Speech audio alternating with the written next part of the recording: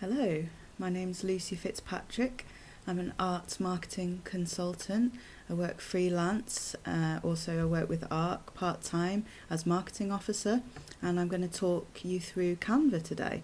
So I'm just going to share my screen and show you what I can see and talk you through it and just show you how it works. So here we are on the Canva homepage. Straight away, one of their strap lines, design anything. And it really is true. They've completely revolutionized design for non-designers, and I consider myself a semi-designer. And before Canva, I used Photoshop and other Adobe software.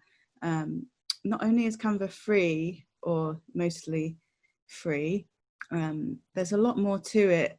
I haven't tried all the Adobe suites, but really a lot seems possible with Canva. And over the last, I think it's 4 years that I've been using it, it's changed a lot. It's really developed. It was quite primitive, but they've added a lot of tools that kind of they go up against Photoshop. One of the main things that I thought was different in design terms was that you couldn't create like a mask. You couldn't erase certain areas. That really was what stood out, and had to turn back to Photoshop for. But they have a slightly more primitive, but they have a version of that now. But yeah, it's changed my life. And I would say that the main positives for Canva, yes, over other software, but just generally the things that make my life easier. The top three for me are having the shapes, the aspect ratios, the sizes ready for different uses. So presentation, video, Instagram post, Facebook. Gone are the days of Googling the size of a Facebook cover image and having to put that into Photoshop each time. I'm sure there's ways to save templates, but it just makes it a lot easier. All your designs are saved in one place so you can come back to them, which is really useful. You can save on the paid version of Canva your brand information, images, etc. So that's really the top things about it, I think, all being in one place. The version of Canva that I'm going to use today is actually the Pro version. ARC has a free version of Canva Pro because of its charity status. So I think non-profits, CICs also can get free Canva Pro. I would definitely recommend doing that. It just sort of takes an email to them or something. But a lot is available for Canva for free. I want to demonstrate with Canva Pro because I want to show you what's possible if you pay. It's not very much money. So I think it's definitely worth it. If you do use the free version, though, it's still good. I'll try and point out some of the things that I think aren't available on the free version, but it's definitely still worth using. They just make it a bit more difficult if you don't pay. So first of all, I'll just talk you through the dashboard of Canva. I'm just quickly going to whip through what all of these things mean and the things that maybe you don't need to think about initially. So here we have the Canva logo, the home button, lots and lots of templates, which I'll come back to, but there's basically pre-made templates that you can edit yourself. So if you're not really that keen on design, that can be quite helpful, although there's obviously the risk that somebody else will create the same design. There's all of these designs, pre-made designs that people have allowed people on Canva to be able to use. So designers have created them. Some of them will be paid for on the free version. You have to pay for them. Some of them will be free. Some of them will be available on the paid version, on the pro version. So it's just which version you've got, really. And then all these different areas, all these different types of use, different types of audience, really useful. Ones that are featured are probably the most popular this week. There's also a learning section. So straight away, I would advise just going in there, getting started with Canva, designing with Canva, using marketing and social media marketing, using design and content creation from Canva. Graphic design basics, really useful, and branding. also really useful, and it's great that they provide that.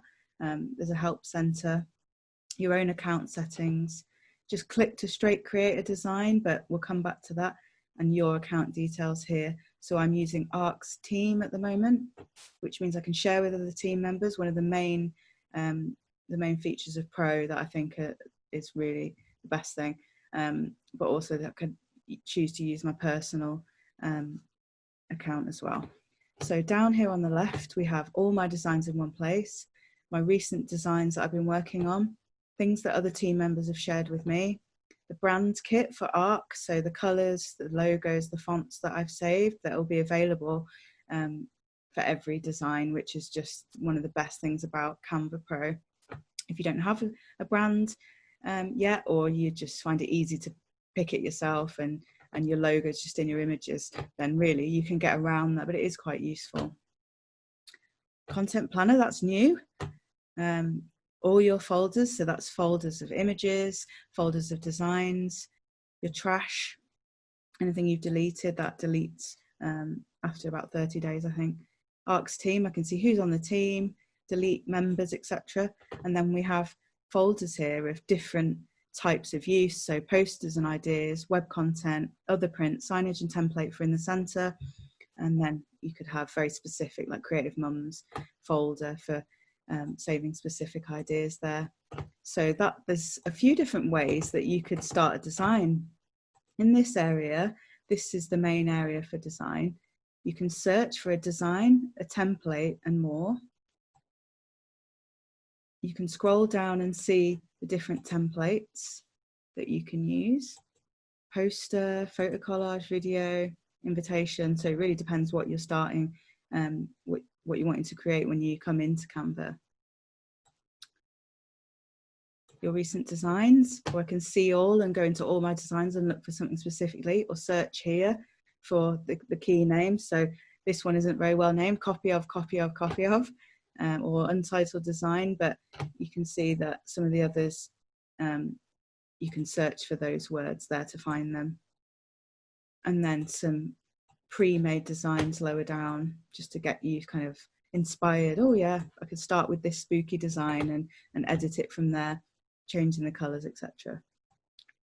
That might be one place where free is a little bit more limited, but at least on the Pro version, you can use any of these, really create video and GIFs like this, which just brings things to life a little bit more, gives them an extra dimension, I think. So I'll show you a couple of ways. Generally, when you click something, Canva tends to open a new tab. So sometimes that can get a bit annoying. You might want to just keep on top of closing them when you don't need them. So I'm going to create a design by clicking here. It says, would you like to use one of these templates?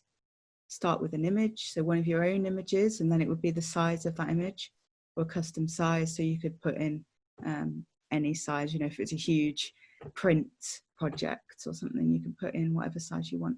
I'm just going to say Instagram post for now, which is square.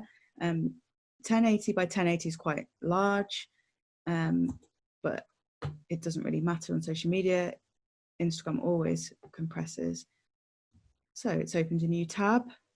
This is what I see in the design area. Here's the canvas workspace.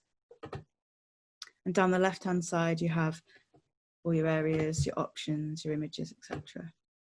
So first I'll show you down the left-hand side.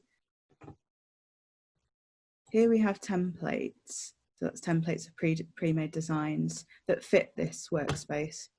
So you could look down here and choose something. I like to create my own. It's quite simple to do, really, because of the elements, the illustrations they have. You don't really need to use other people's designs, but you can, that's fine.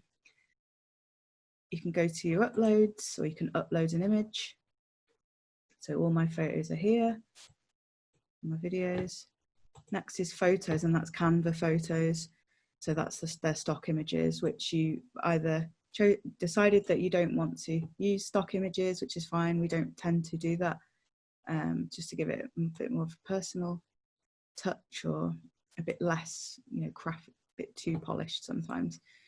But that might be really relevant for you, and you would just click one, place it in there with just have that as the background image there. So I'll just put something in for now.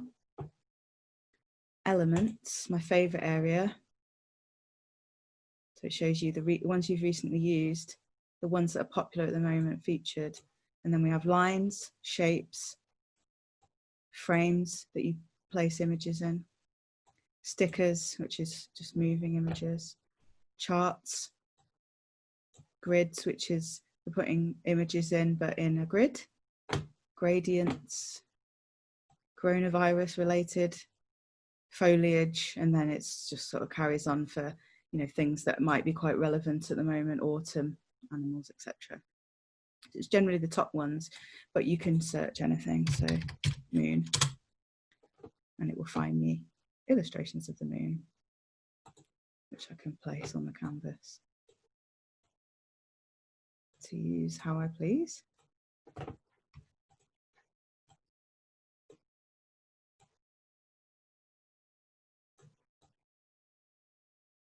So that's brilliant. Obviously, you find something that kind of fits into your aesthetic, your brand,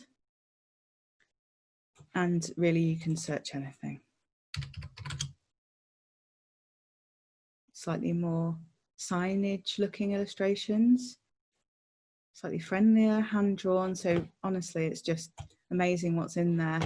It might be obviously less is available on Canva for free, but this one, some of them can, some of them can't. This one can, the colors can be changed. So when I click the colors here, it's a bit like Word in its setup. You can see that I can change the colors, and ARC's brand colors are saved there. So I can choose to have the brand colors instead. So that's elements. Next is text. It's got our font, Gruppo and the railway saved in there, but it's also got other suggestions. At the top here, you just click. It says heading, subheading, a little bit of body text, but really essentially they're all the same, just little text box here. So let's place that in there. I'm going to leave that there to show you how to edit it afterwards. Next down we have styles. So you could choose a colorway for everything to be cohesive across the workspace. Music, which I haven't really delved into much, but if you're creating a video, that's brilliant, isn't it? Videos as well, I just haven't delved into this. I tend to create my own video, but if that's relevant for you, then that's probably worth exploring.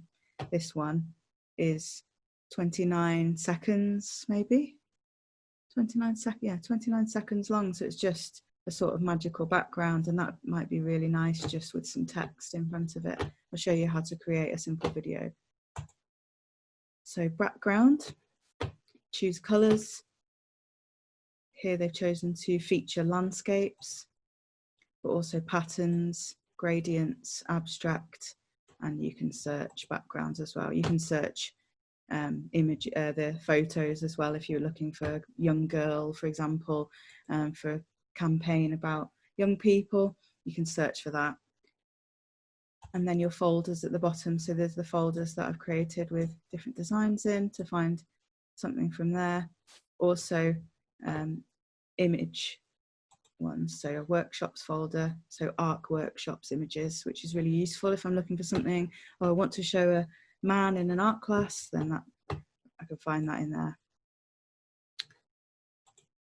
Just to get rid of that there, you just click on the X to select another one. You can also see shared with you, so other team members, that's useful. We also have an ARC, a main ARC Canva account that volunteers can use rather than logging into my own. So that has created this logo folder that all the team members can access. Another great thing about Pro Canva. And then more, there's lots of things that you could explore there. I haven't even delved into there at all. So now I'm trying to scroll back up. So here's an example of a tiny little glitch of Canva that they still haven't ironed out over the years. I can't actually grab the finally got onto there. There's something about it that just doesn't quite line up there. So you sometimes find these little glitches, but they were much more common a few years ago. It's a lot better now. So now I'm going to move over to the workspace. So we have the image in the background here. Because I've stretched it beyond the canvas size, it's locked it in the background. I can't move it now apart from to move its position up and down. I could also zoom out so I can see the handles better and make it bigger. But I'm actually stuck now. I can't now move that smaller than the canvas space, so I'd have to go and find it again, which is fine. Just a bit of a word of warning because it can be a bit confusing. So zoom back in to see. I would recommend if you think that your audience will mostly be looking at your page, your Facebook page, your Instagram online, or you're designing for Instagram directly, which is generally viewed on a mobile device, generally a phone, I would always keep checking the size. So 25% or less. Obviously you can read that at that size, but when it's on a phone, let's say 10%, 25% or slightly less, it really needs to be readable. So just for designing those, so I can see it better, I've zoomed in a little bit. So to affect something, to change it in some way, you need to click it. When you hover over something, it will show you that it's editable when you hover over it. When you click on something, the handles appear in the rotate handle. If you click a text box once, you can move it. It also means that you can change everything within the text box. So you can make it bigger, smaller, etc.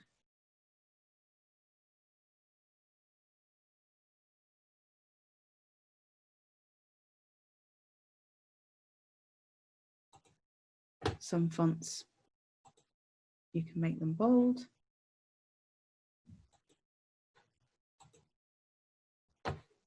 We have extra fonts uploaded on our Canva Pro. So we have, this is our brand font, and we can upload other fonts that are within the same font family. So we can have italics, etc. It also means you can change the alignment. You can add bullet points, or if you click it again, numbers, and you can change the spacing of the letters or the words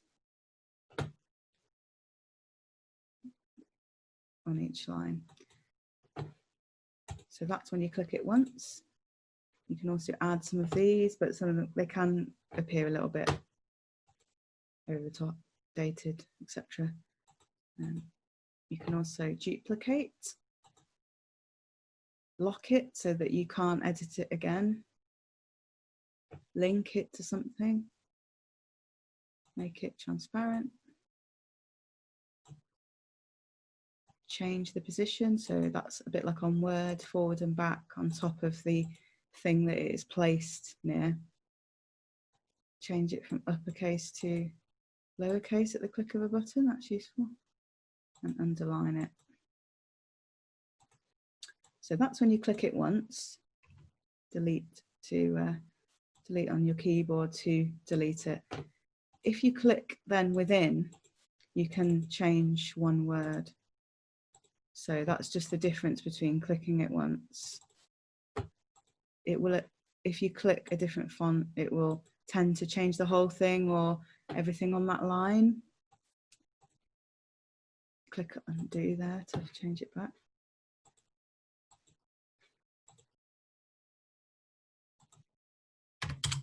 If you create a new line, I think it will let you change that line. So you could do that, but it tends to not change the font of one word, but you can change the color or underline it, etc. spacing as well. It's just all that one line. But you used to not be able to do any of that on Canva, so that's quite useful. But that looks quite nice already. I don't hate it. So that's for text. For an object, you can crop it if you wanted to, just at one side. On some things, you can just do it from one side, especially on a photo of your own. So let's put a photo in. So that's an example of when you accidentally click pin to Pinterest and it goes there, just click X, and that always pops up there. If I put my own image in, I can crop it at the edges like that easily without clicking crop at the top.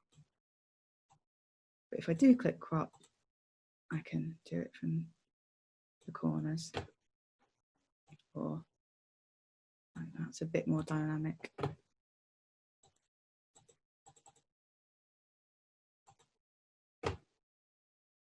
So another thing you can do is flip it, change the color of the moon. The same again, position, transparency, duplication. You can bin it, whatever you want to do there with that really.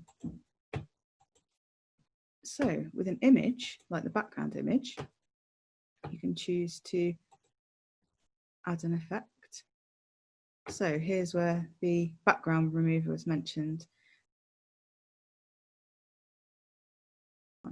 So go to effects and background remover. Sometimes it says cannot detect background. So it's quite primitive AI really, but you can also erase. You can also erase and restore certain areas if they accidentally deleted. So here you can see that it's kept a bit of the background there, so I can then go into here, change the brush size, and just try and get rid of that as well. And then restore. See here, it's got rid of a little bit of that wooden tool there, so you can put that back in and then say done. So that might be nice if you then, I'll show you what you could do then. I'm just going to delete those, and then you could find a background. So I could look at marble table or just marble, and then it's got some there that I can change that to. So there you go, there's an example of something you could do with erase background. It's also useful for erasing around a person if you want just a plain colour background or to make them look like they're somewhere else. That's useful. I'm going to undo that now, go back to the coffee. I'm just going to get rid of the moon for a minute. So that's what you can do with that. So I'm going to show you animate. So this is how to create a very simple video. So video in this case, because there's not much on it, is really just sliding text is what it means. It's kind of like just a GIF really. Here are the options for the types of movement that you can have. So we have block, fade, pan, rise, tumble, stomp, baseline, pop, my favorite, neon, scrapbook.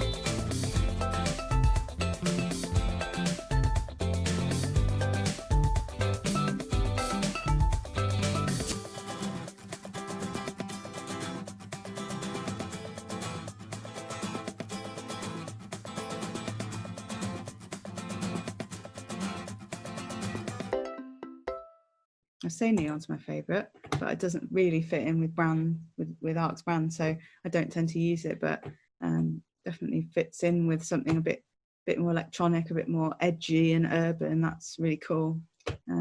But yeah, as I say, 5 second neon. That's all that would happen on that. The more objects you have, the more would flash into position. So let's just select another couple of things. So then if I go to animate, they would just pop into shape. So if you can imagine, if it's a bit of a more carefully considered design, that could be quite cool, really. If the background wasn't locked, the background would also pop in.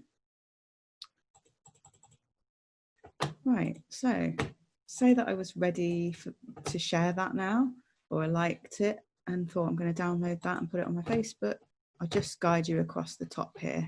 So now file, it's called, the file is named, the design is named, add a little bit of body text, because it's just put that in automatically, because that's the only words that are in there. You can also click here for that and change it.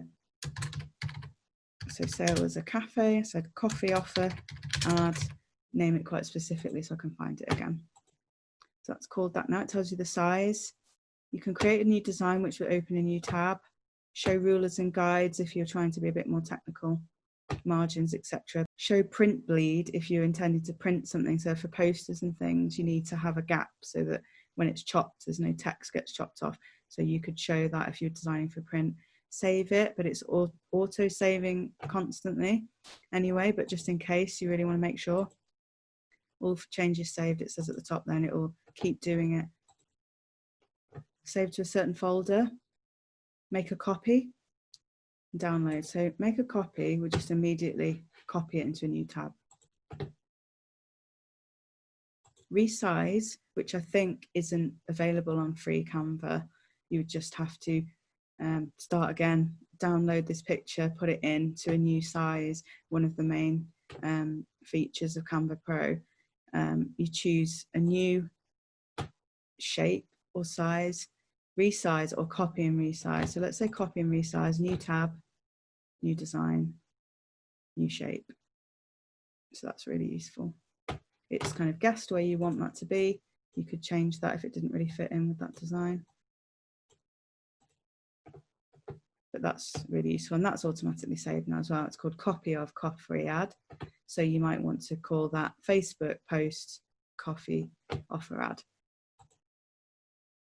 And the same with this one, copy of. So you might want to call that add to. So that's really, really useful. You can undo here as I've been pressing throughout. See that all changes are saved. Share. You can show it to ARC's team.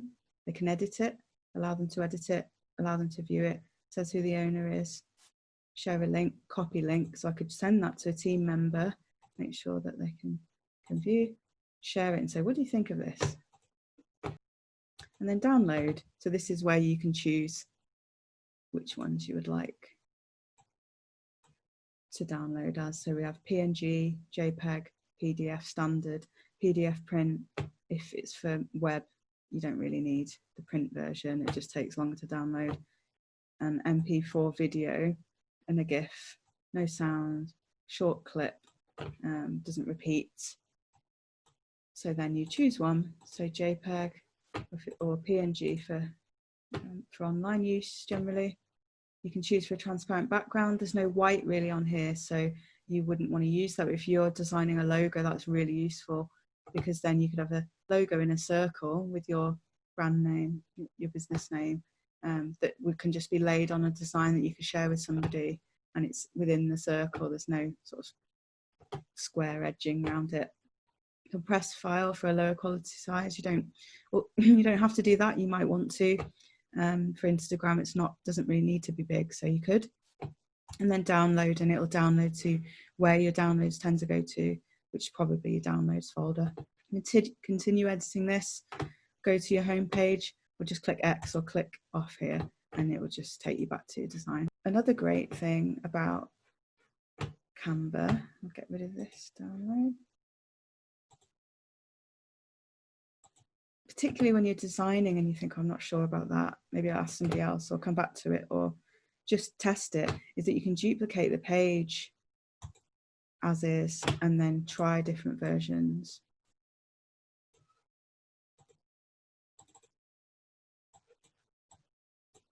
So I think that's really useful. You can just kind of play around with each one, because you will lose, obviously, once you've edited this one page, you lose what you've designed. So it's a good idea, if you're not sure whether you want that one or not, just to duplicate it. You can delete the pages there.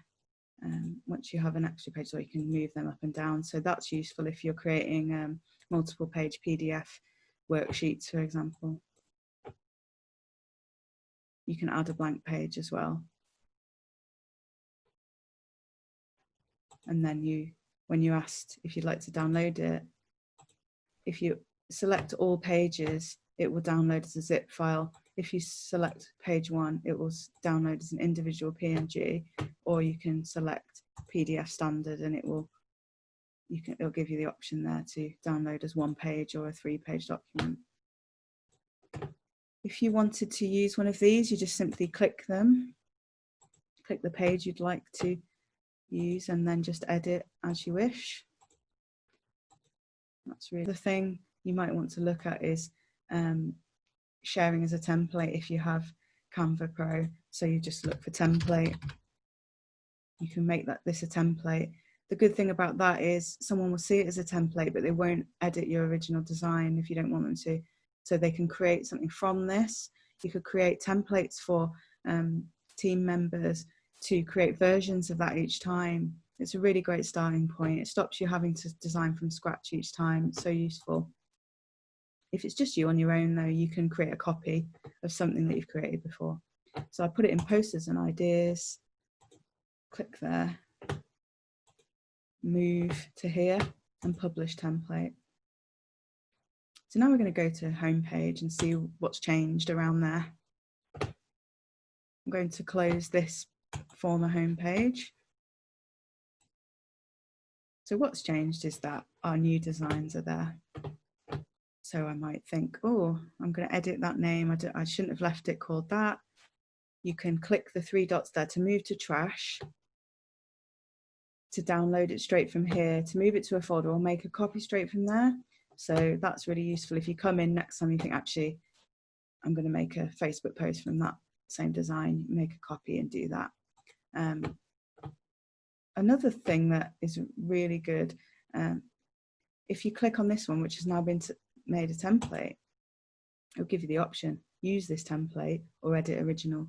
And you can tell your team members, please don't edit the original, create your own original, slightly edited version, but please don't edit my original, and to use the template instead. So now I'll just quickly show you the brand kit. So if you have Canva Pro, you can add your logos. So you can just click here to add logos. You could put all your funder logos in if you have them, but you could also just put them in your images. Your brand logo, versions of your brand logo, which if you have a look at the worksheet, you'll see more information about that. And then at the bottom, the colours. So you'd input them here once you've chosen them and upload your fonts here. If they are not already in Canva as a free to use font, you need to find them on Google Fonts, also free to use. You have to download the file and upload it onto here. So there's probably a YouTube video talking you through that. So talking of logos, let's move on quickly to creating a quick logo. So I wouldn't suggest being quick about it when you actually do it, but let's just have a look like we have before, searching for logo. So it's showing me all mine that have logo included, and then here suggested. So this is a little bit too small, I'd say 500. But you can see that they've got some here if you want to start with something. I would say take a bit of time to really perfect it. Don't rush it now and then change it at some point. Just get it right now. So you may want to just use something simple like this that has your name in slightly different colours. But you could take the time a little bit just to create your own. Even if it includes Canva elements, it can still be quite an interesting logo. If you click create a blank logo, I would generally design bigger than 500 by 500 pixels, but just so that we can see the example logos here. And it gives you all these that you can have a look at. You can just change that. You know, if you really just want something simple to start with, something like a square or a circle might do. But as I say, I wouldn't rush it. So instead of that, I would suggest starting with an Instagram post template. And obviously this will all be based on the storytelling research and development that you've done for your own brand. So, you know, it's completely depends on that. I can't really, without knowing somebody, it's very hard in the business. It's very hard to create a logo without knowing it inside out. I start with some kind of shape. I find it quite useful to kind of start with a circle or a square, depending on your brand. If you think it's a kind of softer, more friendly shape, might be better, or a bit edgier, triangle or a square. Let's change the colour to something less harsh. This is really where you would import something you've drawn, created outside of Canva, or search for an element. As I say, it really depends on the look and feel of it. Look at the logo design worksheet to help you, but really only you can know. So it depends on whether you want something a bit more hand-drawn, something that looks like signage, something clean and modern. So let me just pretend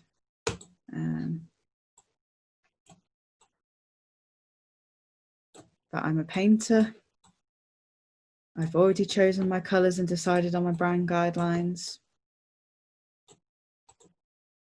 And I want to create something that just has a bit of a shape like that.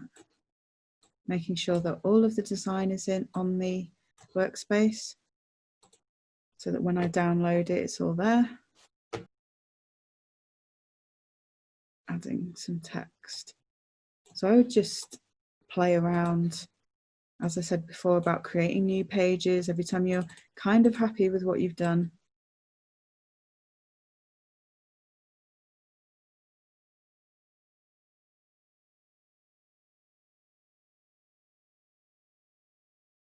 And then when choosing a font, I probably would have already done this when it's something that you probably want to do logo design in tandem, kind of at the same time as your brand development.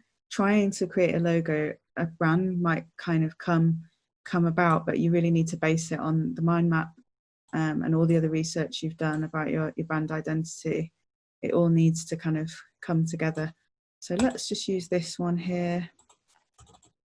It looks painterly. You just look out for little things like the T and the Z there overlapping.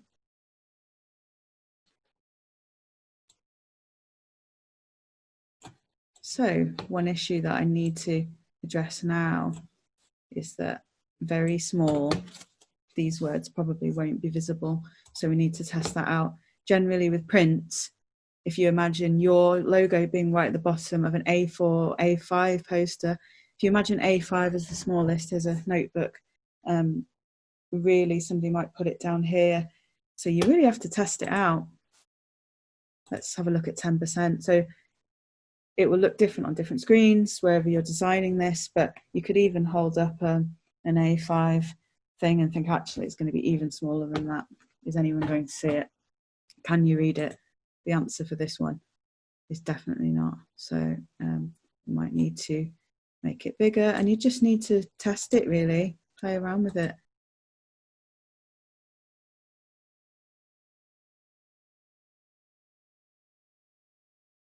It looks like hair at the moment, so but hopefully you can just see how, if you just quite play around with it, quite natural with it, something eventually might come from it. And I might think, actually, this font is a bit unreadable. You need to just think about all these things. Really important. I might even think, I don't like that, for, you know, a bit cleaner. If I do decide the font is unreadable, I might just spend a very long time looking through them, with keeping either your mind map to one side or a new document that you created of visual things that you want to include, visual ideas. You just maybe look through the fonts. This is my actual brand font, Benedict. This is what I've gone for in the end. And I've had to do my name very, very large within a circle.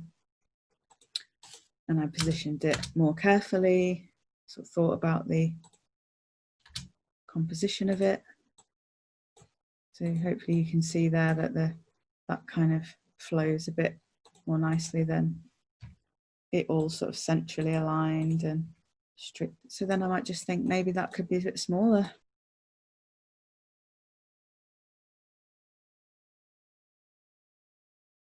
Rotate it maybe, so it's just a suggestion of paint.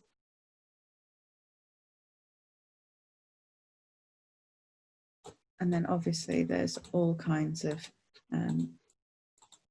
other elements that you can play with that are very descriptive. So let's say paintbrush, and I would just be really careful with what you think is I don't know, just a little bit tacky. Just make sure that it aligns with your brand. If you're sort of a very high-end painter, you maybe wouldn't choose, you know, a paintbrush that looks quite childlike. As you can hopefully tell from what I'm saying, it's all just really dependent on your brand. I can't even really advise on that. You could do something within the paintbrush, even with your name within the paintbrush. But as I say, don't just be too literal because you think that that's what you should be. It doesn't have to be that literal.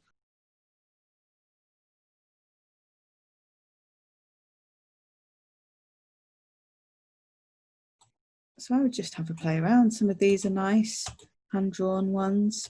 That's lovely. But just remember about size. So that's really important. It doesn't all have to be within the circle. As I mentioned earlier, this is a great thing about Canva, that you can download with a transparent background. So when you do that, all of this white bit, anything that doesn't have an object within it, will be transparent on the PNG. So that's great. When you place that then on a black background or a darker background, it would, you know, poke out. So you could give that then to a craft fair, marketers, a gallery, to use as they wish. So have a look at the worksheet about then providing other versions of this. I might want to do an inverted one, one where it's thicker, the text is thicker.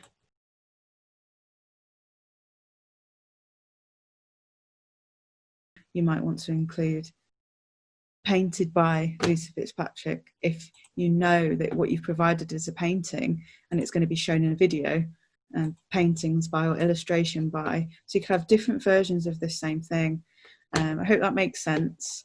Really, it's just about playing around with it and seeing what works best. There's no right or wrong way. It's just about getting to know Canva first, and then kind of using your artistic skills really, or asking someone else who has them to maybe do a skill swap, just to create something that is a bit different and you.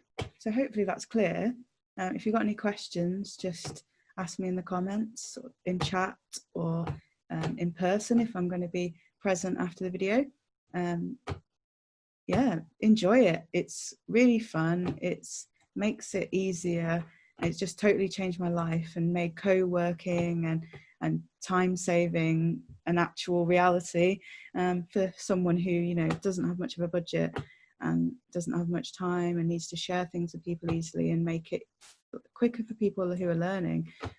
It's just changed my life basically. So I hope you enjoy using it too. See you later.